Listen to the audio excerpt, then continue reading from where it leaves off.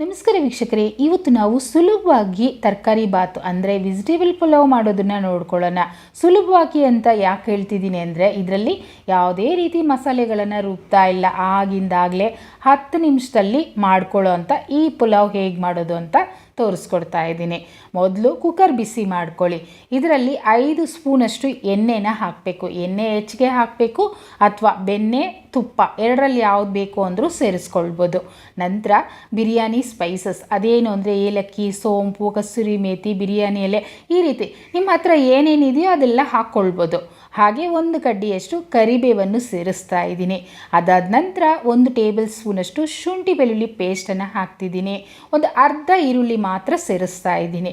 ಈಗ ನೋಡಿ, ಇದೆಲ್ಲ ಚೆನ್ನಾಗಿ ಘಮ ಬರಬೇಕು. ನಮ್ಮ ಮನೇಲಿ ಪುಲಾವ್ ಮಾಡ್ತಾ ಇದ್ದೀವಿ ಅಂದರೆ ಪಕ್ಕದ ಮನೆಗೆ ಘಮ ಬರಬೇಕು, ಆ ರೀತಿ ಫ್ರೈ ಮಾಡ್ಕೊಳ್ಳಿ. ಅದಾದ ನಂತರ ಇದರಲ್ಲಿ ನಾನು 2 ಟೊಮೊಟೊನ ಕಟ್ ಮಾಡಿ ಹಾಕ್ಕೊಳ್ತಾ ಇದ್ದೀನಿ. ಹಾಗೆಯೇ ಒಂದು ಚಿಕ್ಕ ಕಪ್ಪಲ್ಲಿ 1 ಕಪ್ಪಷ್ಟು ಹಸಿ ಬಟಾಣಿ ಅಥವಾ ಅವರೆಕಾಳು ಎರಡೂ ಇಲ್ಲ ಅಂದರೆ ಹಾಗೇನೂ ಮಾಡ್ಬೋದು, ತೊಂದರೆ ಇಲ್ಲ. ಇದು ಲೈಟಾಗಿ ಮಿಕ್ಸ್ ಮಾಡಿ ನಂತರ ತರಕಾರಿಗಳನ್ನು ಹಾಕ್ಕೊಳ್ತೀನಿ. ಅದೇನೇನು ಅಂದರೆ 2 ಕ್ಯಾರೆಟು, ಹಾಗೆ ಒಂದು 10 ಬೀನ್ಸು, 2 ನವಿಲುಕೋಸು, ಇಷ್ಟು ಮಾತ್ರ ಹಾಕ್ಕೊಂಡಿದ್ದೀನಿ. ನೀವು ಬೇರೆ ಇದ್ರ ಜೊತೆಲಿ ತರಕಾರಿಗಳು ಸೇರಿಸ್ಬೋದು. ಕಾಲಿಫ್ಲವರು, ಆಲೂಗಡ್ಡೆ, ಈ ರೀತಿ ಎಲ್ಲ ಹಾಕ್ತೀನಿ ಅಂದರೂ ಹಾಕ್ಕೊಳ್ಬೋದು. ನೋಡಿ, ಇದೆಲ್ಲ ಸೇರಿಸಿ ಚೆನ್ನಾಗಿ ಎಣ್ಣೆಲಿ ಫ್ರೈ ಮಾಡಬೇಕು. ತರಕಾರಿ ಯಾವಾಗಲೂ ಅಷ್ಟೇ, ಯಾವುದೇ ರೆಸಿಪಿಗೆ ಆಗಲಿ ಎಣ್ಣೆಲಿ ಫ್ರೈ ಮಾಡಿಕೊಂಡ್ರೆ ತುಂಬ ರುಚಿಯಾಗಿರುತ್ತೆ. ನೋಡಿ, ಈ ರೀತಿ ಚೆನ್ನಾಗಿ ನೀಟಾಗಿ ನೀವು ಫ್ರೈ ಮಾಡಬೇಕು. ನಂತರ ಇದರಲ್ಲಿ ಖಾರಕ್ಕೆ 1 ಟೀ ಸ್ಪೂನ್ ಅಚ್ಚ ಪುಡಿ, ಹಾಗೆ 1 ಟೀ ಸ್ಪೂನ್ ಧನಿಯಾ ಪುಡಿ, ನಂತರ ಅರ್ಧ tea spoon garam masala, 1/4 tea ಸ್ಪೂನಷ್ಟು ಅರಿಶಿನ ಹಾಕ್ಕೊಳ್ತಾ ಇದ್ದೀನಿ. ನೀವು ಧನಿಯಾ ಪುಡಿ, ಗರಂ ಮಸಾಲ ಬೇಡ ಅಂದರೆ ಬಿರಿಯಾನಿ ಮಸಾಲ ಪೌಡರ್ ಹಾಕ್ಕೊಳ್ತೀನಿ ಅಂದರೂ ಹಾಕ್ಕೊಳ್ಬೋದು, ಅದು ಸಹ ಚೆನ್ನಾಗಿರುತ್ತೆ. ನೋಡಿ, ಈ ರೀತಿ ಎಣ್ಣೆಲಿ ಚೆನ್ನಾಗಿ ಒಂದು ಸಲ ಮಿಕ್ಸ್ ಮಾಡ್ಕೊಂಬಿಡಿ. ಅದಾದ ನಂತರ ನಾನು ಆಲ್ರೆಡಿ ಅರ್ಧ ಗಂಟೆ ಮುಂಚೆನೇ ಅಕ್ಕಿನ ನೆನೆಸಿಟ್ಟಿದ್ದೀನಿ, ಅಂದರೆ ಸೋನಾ ಮಸೂರಿ ರೈಸನ್ನೇ ಹಾಕ್ಕೊಂಡಿದ್ದೀನಿ. ನೋಡಿ, ಈ ಕಪ್ಪಲ್ಲಿ 1 ಕಪ್ಪಷ್ಟು ರೈಸ್ ತೊಗೊಂಡಿದ್ದೀನಿ.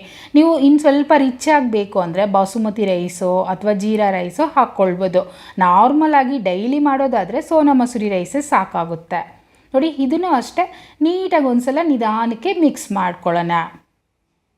ನಂತರ ನೀರನ್ನು ಹಾಕಬೇಕು. ನಾವು ಯಾವ ಕಪ್ಪಲ್ಲಿ ರೈಸನ್ನು ತೊಗೊಂಡಿದ್ವೋ ಅದೇ ಕಪ್ಪಲ್ಲೇ 2 ಕಪ್ಪಷ್ಟು ನೀರನ್ನು ಹಾಕ್ಕೊಂಡ್ರೆ ಸಾಫ್ಟಾಗಿ ಚೆನ್ನಾಗಾಗುತ್ತೆ.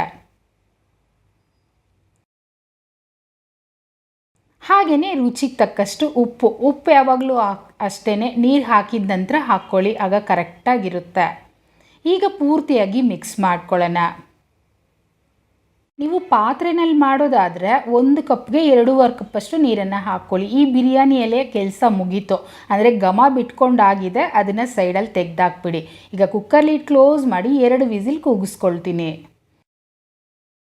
ನೋಡಿದ್ರಲ್ಲ ಫ್ರೆಂಡ್ಸ್, ಎಷ್ಟು ಕಲರ್ಫುಲ್ಲಾಗಿ ಚೆನ್ನಾಗಿದೆ ಅಲ್ವಾ. ಒಂದು ಅರ್ಧ ಹೋಳಷ್ಟು ನಿಂಬೆ ರಸ, ಒಂದು ಸ್ವಲ್ಪ ಕೊತ್ತಂಬರಿ ಸೊಪ್ಪನ್ನು ಹಾಕ್ಕೊಳ್ತೀನಿ.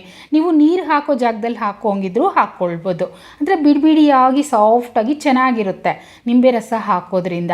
ನೋಡಿ, ಈಗ ಒಂದು ಸೈಡಿಂದ ನಿಧಾನಕ್ಕೆ ಮಿಕ್ಸ್ ಮಾಡ್ತಿದ್ದೀನಿ. ನೋಡಿದ್ರಲ್ಲ ಎಷ್ಟು ಮೃದುವಾಗಿದೆ ಅಲ್ವಾ ರೈಸು. ನೋಡ್ತಿದ್ರೆ ಈಗಲೇ ತಿನ್ನಬೇಕು ಅನಿಸೋ ರೀತಿ ಇಲ್ವಾ. ನೋಡೋದಕ್ಕೆ ನಮಗೆ ಮಸಾಲೆ ಇದ್ದ ಹಾಗಿದೆ, ಆದರೆ ಯಾವುದೇ ರೀತಿ ಮಸಾಲೆನ ನಾವು ರುಬ್ಬಿಲ್ಲ. ಲಂಚ್ ಬಾಕ್ಸ್ಗೂ ತೊಗೊಂಡೋಗ್ಬೋದು, ಬೆಳಗ್ಗೆ ಬ್ರೇಕ್ಫಾಸ್ಟ್ಗೆ ಬಿಸಿಯಾಗಿ ಮಾಡ್ಕೊಳ್ಬೋದು, ಅಥವಾ ನೈಟ್ ಡಿನ್ನರ್ಗೆ ಮಾಡ್ಕೊಳ್ತೀನಿ ಅಂದರೂ ನೀವು ಮಾಡ್ಕೊಳ್ಬೋದು. ಈ ಸಿಂಪಲ್ ಆ್ಯಂಡ್ ಟೇಸ್ಟಿಯಾದಂಥ ವೆಜ್ ಪುಲಾವನ್ನು ನೀವು ಟ್ರೈ ಮಾಡಿ. ಹೇಗೆ ಬಂತೋ ಕಮೆಂಟ್ ಮಾಡಿ, ಮತ್ತು ಲೈಕ್ ಮಾಡಿ, ಶೇರ್ ಮಾಡಿ. ಚಾನೆಲ್ನ ಸಬ್ಸ್ಕ್ರೈಬ್ ಮಾಡದೆ ನೋಡ್ತಿದ್ರೆ ಸಬ್ಸ್ಕ್ರೈಬ್ ಮಾಡ್ಕೊಳ್ಳಿ. Thank you.